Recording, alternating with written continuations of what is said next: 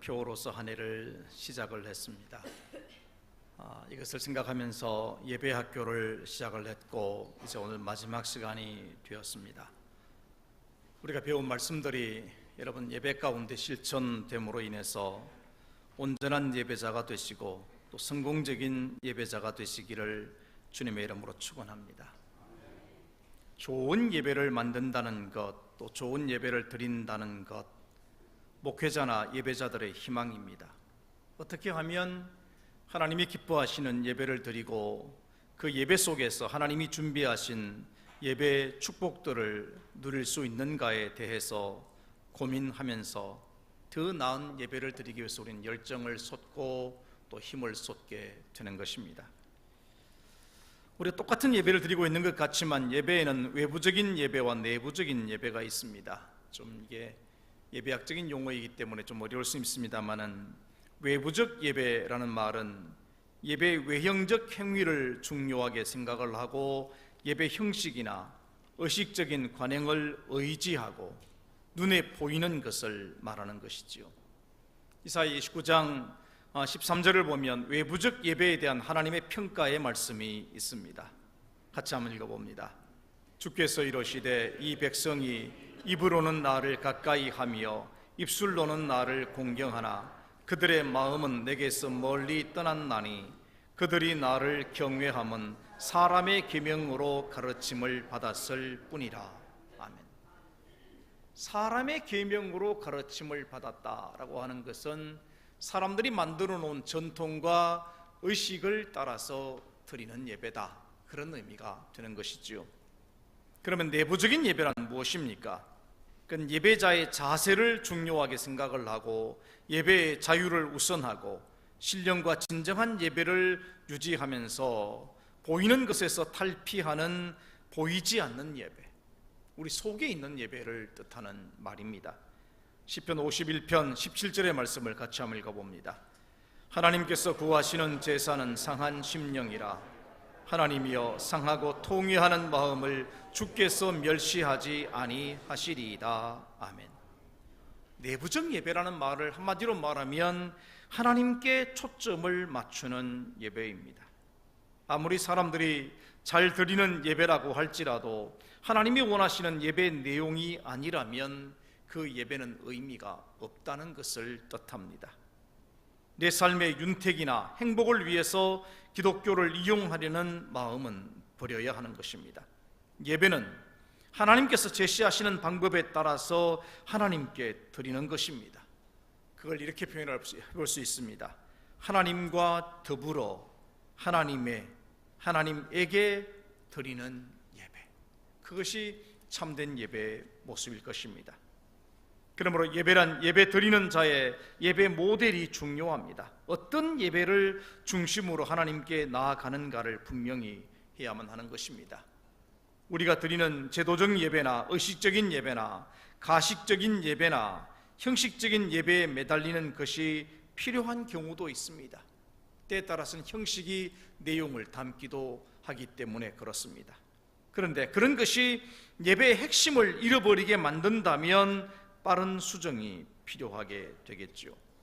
성경은 하나님이 원하시며 명령하신 예배 모델들을 우리에게 소개해 주고 있습니다. 그런데 어떤 예배 모델을 따라서 예배를 드려야만 할 것인가? 우리는 그것을 고민해야 할 시간입니다. 첫 번째로 우리는 모임의 예배를 드려야 됩니다. 오늘 봉독한 사도행전 2장 46절과 47절의 말씀을 같이 한번 읽겠습니다. 날마다 마음을 같이하여 성전에 모이기를 힘쓰고 집에서 떡을 떼며 기쁨과 순전한 마음으로 음식을 먹고 하나님을 찬미하며 또 온 백성에게 칭송을 받으니 주께서 구원받는 사람을 날마다 더하게 하시니라. 아멘. 여러분, 예배에 있어서 가장 중요한 모델은 모이는 예배입니다. 함께 모이는 예배가 중요합니다. 초대교회가 폭발적인 예배의 능력을 보일 수 있었던 힘은 날마다 마음을 같이하여 모이는 예배를 드렸기 때문입니다. 모이는 일에 전력을 쏟으며 예배하는 교회였던 것이죠. 초대교회의 예배 모델은 모이는 교회 공동체이며 연합과 한 몸을 이루는 일에 하나가 된 교회입니다. 오늘날 교회 공동체가 힘을 잃어버린 가장 큰 원인이 있다면 바로 여기에 있습니다. 하나 되지 못하기 때문입니다. 건강하고 영적인 그런 교회와 성장하는 교회는 모이는 힘을 가진 교회입니다. 함께 모인다는 것은 한 몸이 되는 것에 순종한다는 뜻을 지니고 있습니다. 성도는 몸에 붙어 있을 때 자신의 위치를 인정받게 되는 것입니다. 우리 몸에 눈이 참 중요하죠. 근데 이 눈이 몸에 붙어 있을 때 그 역할을 감당하고 그 가치를 인정받게 되는 것입니다. 눈이 몸에서 떨어져 나가는 순간 그 역할과 의미가 없어져 버리는 것입니다. 이처럼 예배는 서로가 그리스도 안에서 하나 되는 몸의 역할을 확인시켜주고 서로 함께 하는 몸으로서의 공동체가 지체와 연결되게 하는 시간입니다. 그러니까 예배로 모일 때 공동체와 지체가 하나가 될 수 있는 그런 시간이 될 수 있다는 것이지요. 그러므로 교회 안에서 성도들이 한 몸을 이루는 일에 얼마나 열심인가를 보게 되면 그 공동체의 건강함을 알 수 있게 되는 것입니다. 히브리서 기자는 우리에게 이렇게 권면을 합니다. 히브리서 10장 25절을 읽어봅니다. 모이기를 패하는 어떤 사람들의 습관과 같이 하지 말고 오직 권하여 그날이 가까움을 볼수록 더욱 그리하자. 아멘. 우리 교회 성도들 전체의 예배 의식과 습관이 어떠한가? 여러분, 정말 우리 모이는데 힘쓰는 그런 교회인가? 또 그렇지 않는 교회인가? 그게 따라서 예배의 어떤 의미는 달라지게 되는 것입니다. 사실 오늘 교회의 가장 긴급한 일은 주일 예배에 다 함께 모이는 것입니다. 우리 한국교회가 힘을 잃어버리고 교회가 교회 역할을 하지 못하게 된 원인이 어디 있을까? 그건 등록교인이 주일 예배에 100% 참여하는 일이 무너지면서부터 그 일이 생겼다, 이렇게 말할 수 있습니다. 지금 우리 교인들도 마찬가지입니다. 실제로 주일에 이런저런 일들로 예배 참석하지 못하는 분들이 많기 때문에 우리 교회만 하더라도 주일 예배 출석률을 따져본다면 85% 정도밖에 되지 못합니다. 주일 예배 시간에 모든 성도들이 함께 모여 예배를 드리게 될 때 그 공동체가 힘있게 되고 그 예배가 의미 있게 되는 것입니다. 여러분, 왜 우리가 모여야 됩니까? 모임의 이유는 분명합니다. 마태복음 18장 20절을 같이 한번 읽습니다. 두세 사람이 내 이름으로 모인 곳에는 나도 그들 중에 있느니라. 아멘. 우리가 함께 모일 때 주님이 우리와 함께 계시고 일하시고 역사하신다 말씀합니다. 여러분, 교우들끼리 서로가 격려하고 위로해야 할 말이 무엇입니까? 주일 예배에 함께 참석하도록 권면하셔야 됩니다.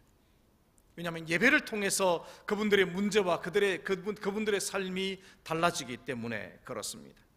교회는 흩어지는 교회가 되기 이전에 모이는 교회로 세워져야 됩니다. 많은 성도들이 어떤 문제나 시험을 당하게 될 때 가장 먼저 보이는 행동이 무엇입니까? 주일 예배에 나오지 않는 것입니다.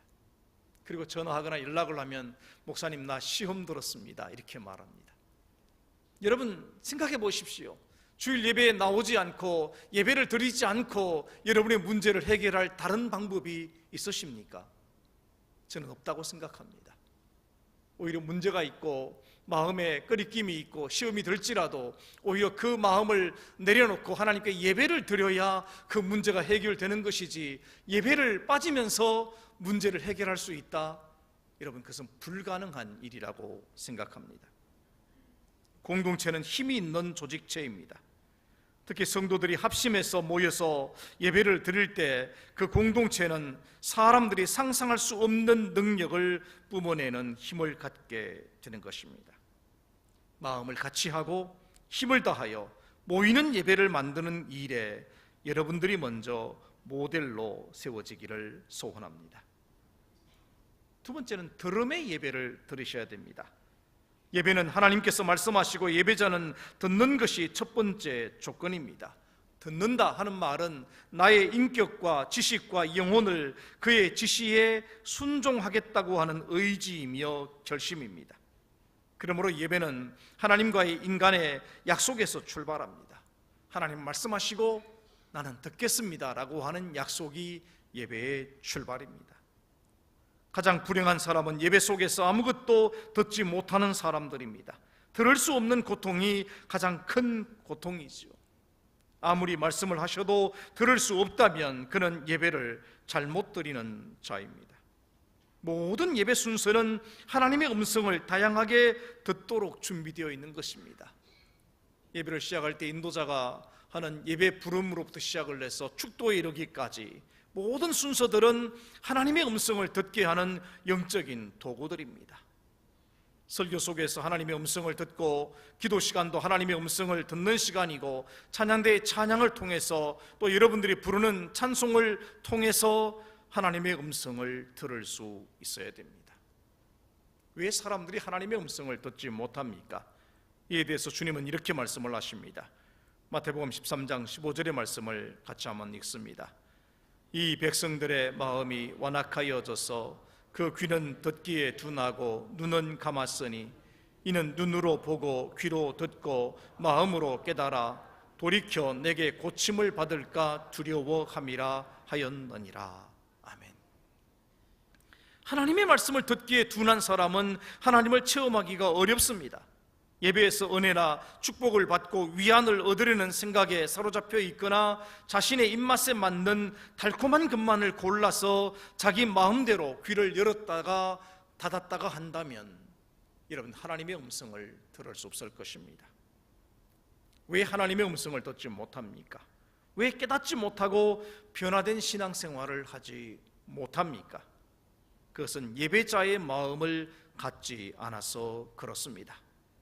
예수님의 말씀에 예배 정신을 우리가 마음에 품고 주일 예배에 나올 때마다 그것을 묵상한다면 우리의 예배는 달라지게 될 것입니다. 우리 예배 정신에 관한 말씀을 같이 한번 읽어보도록 하겠습니다. 마음을 다해 예배를 준비하는 정신을 가져라. 목숨을 다해 예배를 사랑하는 정신을 가져라. 뜻을 다해 예배에 몰두하는 정신을 가져라. 힘을 다해 예배를 드리는 정신을 가져라. 여러분, 이 같은 철저한 예배 정신과 또 하나님의 음성을 들을 수 있도록 마음을 여는 훈련을 해야만 됩니다. 여러분, 이 훈련은 여러분 자신과의 싸움입니다. 그것은 통회하고 자복하는 마음을 갖는 것입니다. 요엘서 2장 13절을 보면 너희는 옷을 찢지 말고 마음을 찢고 너희 하나님 여호와께로 돌아올지니라, 이렇게 말하고 있습니다. 우리 마음을 찢는 훈련, 여러분, 그것을 통해서 하나님의 음성을 들을 수 있는 것입니다. 제임스 화이트 교수는 이렇게 말합니다. 예배 형식의 가장 기본적인 요소는 듣고 응답하는 것이다. 먼저는 듣는 것이고 들은 후에 하나님 앞에 우리 마음을 응답하는 것이다, 이렇게 말을 했습니다. 그러므로 하나님을 향하여 귀를 기울이는 습관을 가지고 하나님의 세미한 음성도 민감하게 듣는 복된 귀를 가져야 합니다. 여러분, 예배는 들음입니다. 주일 예배를 마치면서 오늘 들려주신 말씀대로 살겠습니다라고 하는 결심의 응답, 이것이 온전한 예배를 드린 사람의 모습입니다. 세 번째는 응답의 예배를 드려야 됩니다. 예배는 예배자의 응답으로 완성된다고 말할 수 있습니다. 하나님은 말씀하시고 예배자는 듣는 것, 그 상호 교통함이 하나님이 원하시는 예배의 본질입니다. 하나님은 예배에서 우리가 상상할 수 없는 것들을 허락하십니다. 구원과 치유와 축복과 은혜를 예배를 통해서 부어주시죠.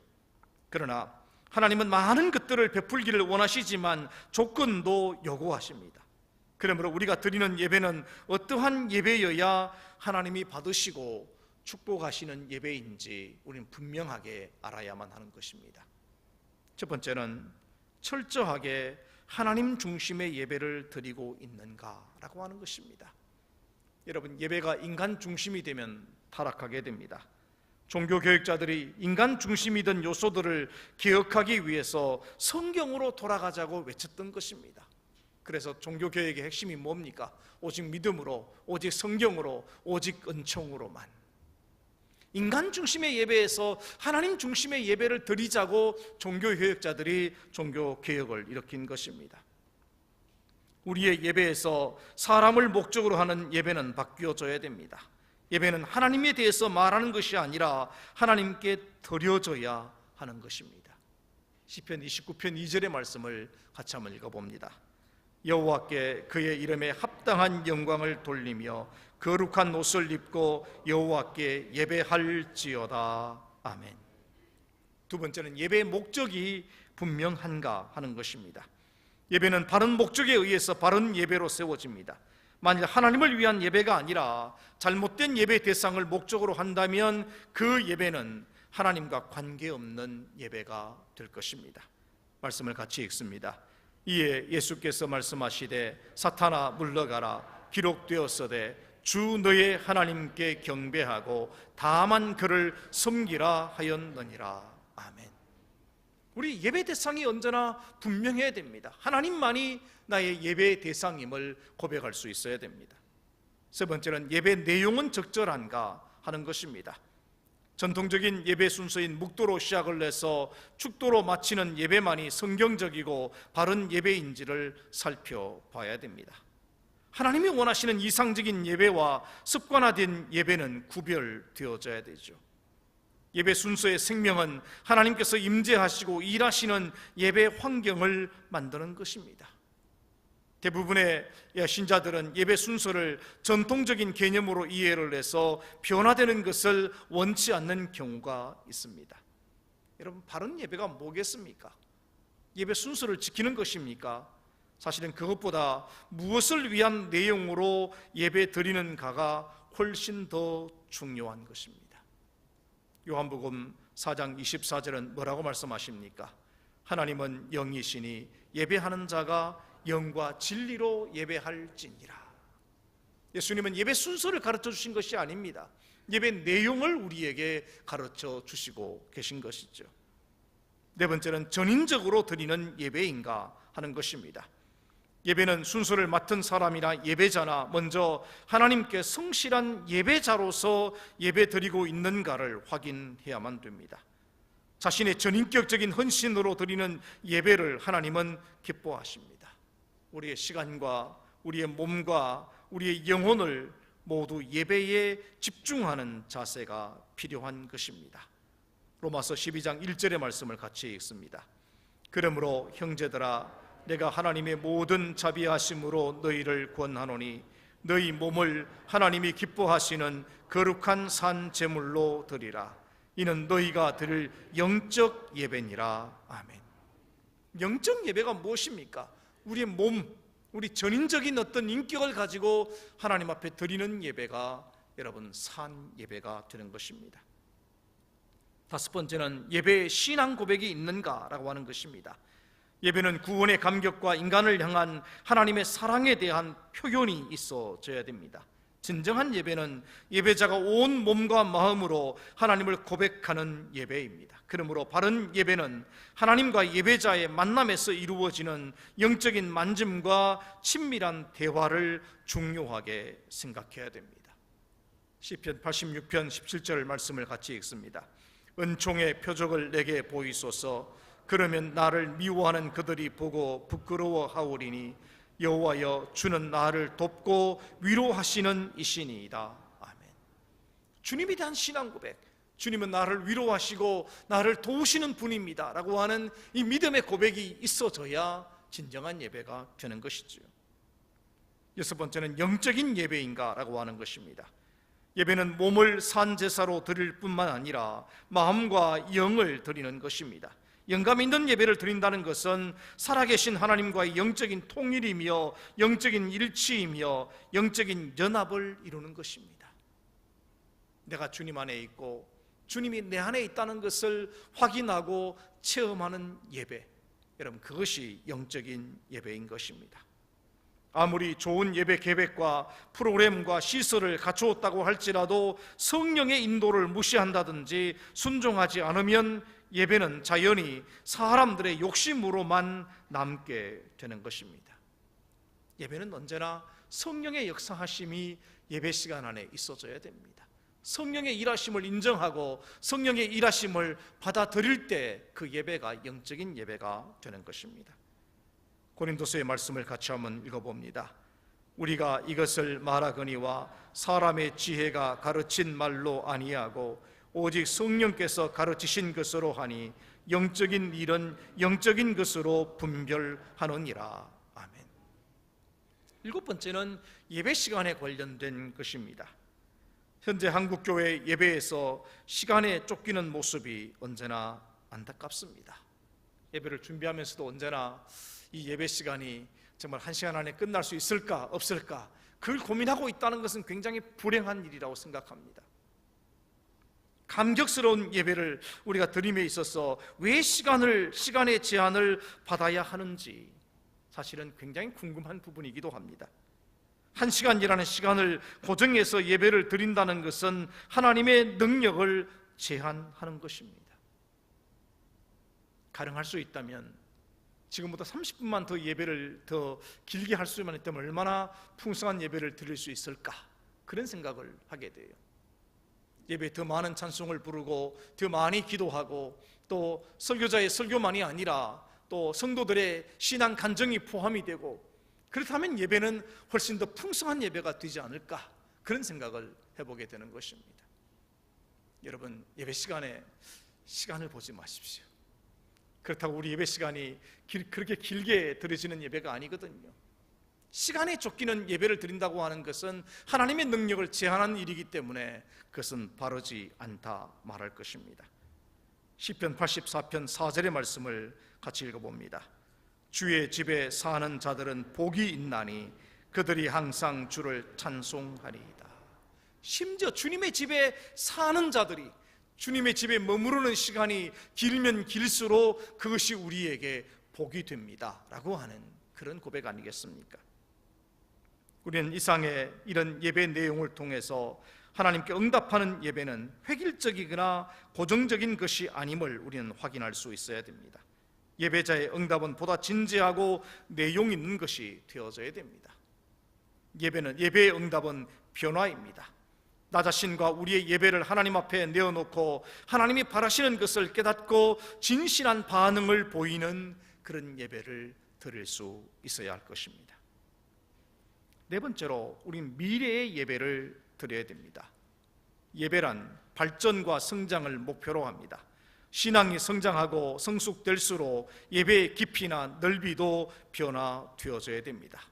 성경의 예배들을 관찰하면서 특징적인 것은 자신의 욕심이나 소원을 아뢰고 기적을 체험하는 것으로부터 하나님을 찬미하는 쪽으로 성장된 예배를 보여주고 있다는 것입니다. 처음 교회에 나오시는 분들은 뭔가를 기대합니다. 하나님의 은혜를 기대하고 하나님의 치유하심을 기대하고 하나님 주시는 복을 기대하고 무엇인가를 기대하고 또 문제를 해결받기 원하는 그런 마음으로 하나님의 성전에 나와서 예배를 드리게 되는데, 그 믿음이 깊어지면 깊어질수록 여러분 그 방향이 바뀌어야 됩니다.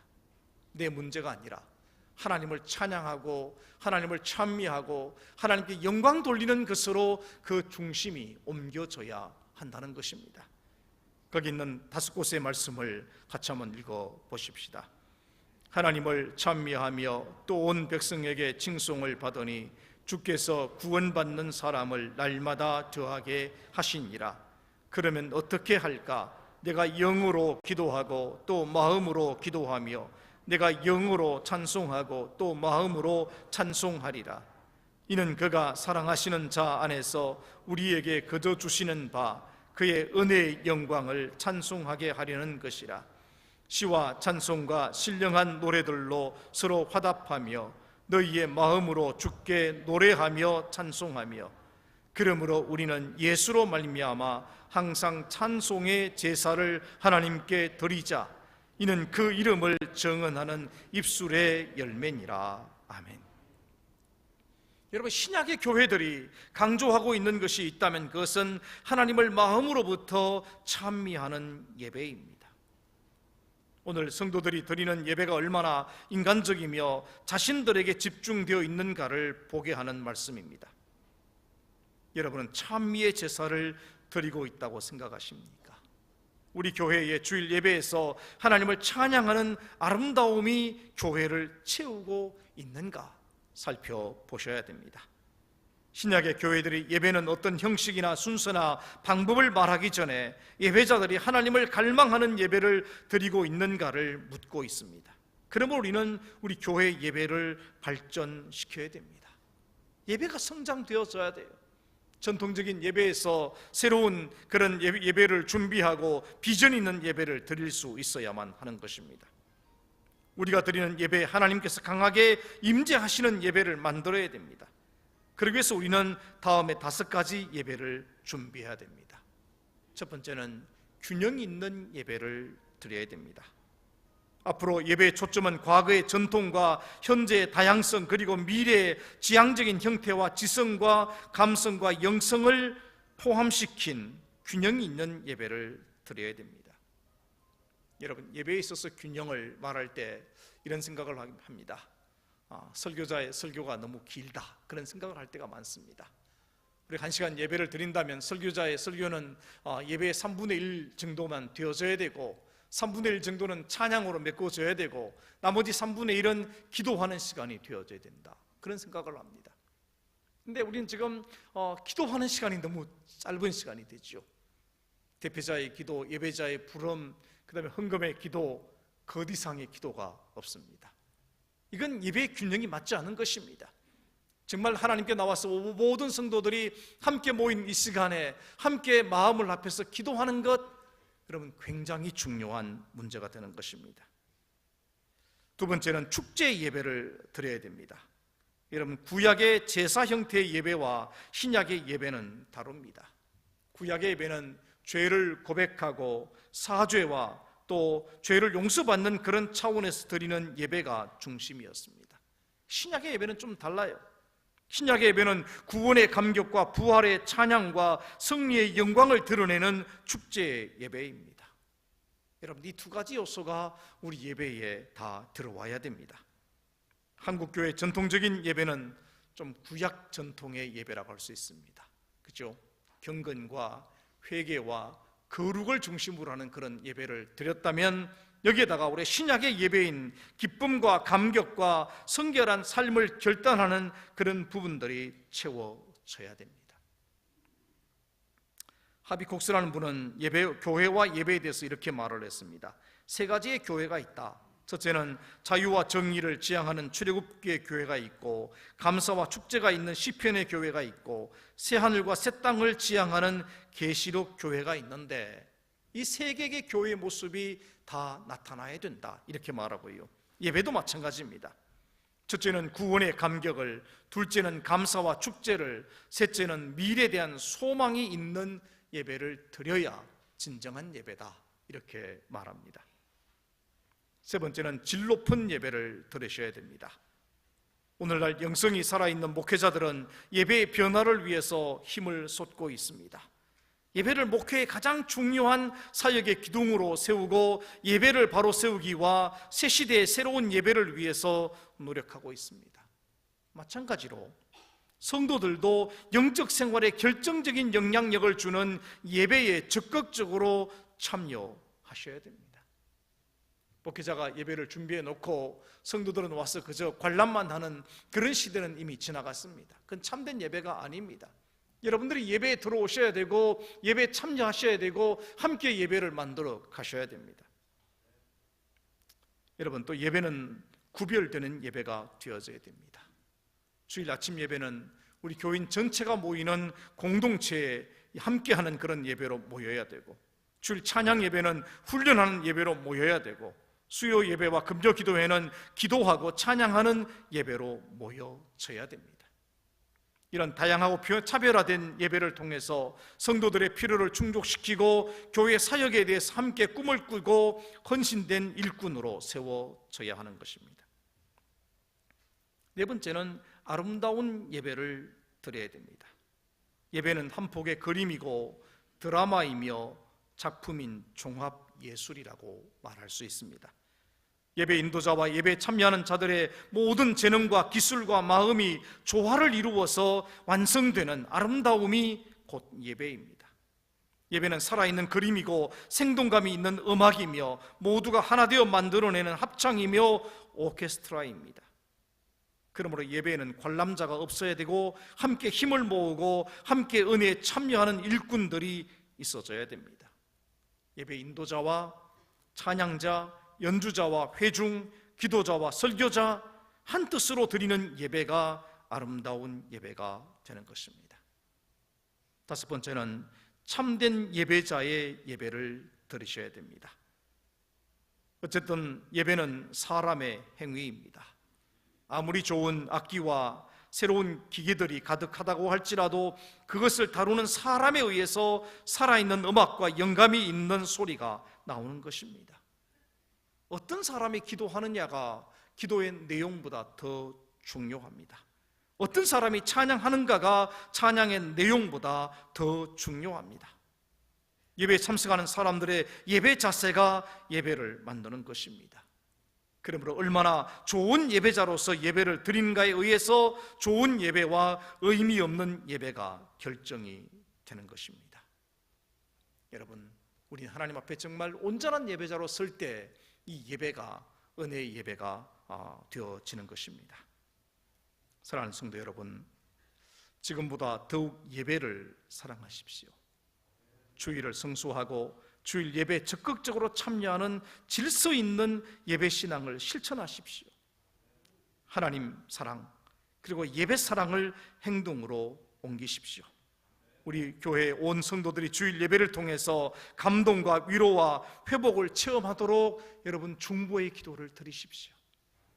적어도 토요일에 여러분 몇 분이라도 주일 예배를 위해서 꼭 기도하십시오.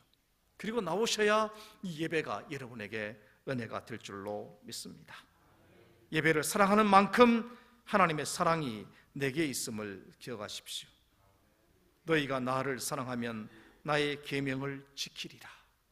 여러분, 이 말씀을 마음에 새기면서 온전한 예배자가 또 온전한 예배자로 살아가는 저와 여러분 되시기를 주님의 이름으로 축원합니다. 그러하신 아버지 하나님, 참으로 저희들이 하나님을 온전히 예배하는 예배자가 되기를 원합니다. 하나님이 기뻐하시는 예배, 하나님이 받으시는 예배, 하나님께 영광을 돌리는 참된 예배를 드리기를 원합니다. 우리의 마음과 생각을 주님 새롭게 해주셔서 온전한 예배자로 하나님 앞에 서게 하여 주옵소서. 우리 교회가 드리는 이 예배가 하나님을 기쁘시게 드리는 예배가 되어질 수 있도록 은혜 내려 주옵소서. 예수님의 이름으로 기도하옵나이다. 아멘.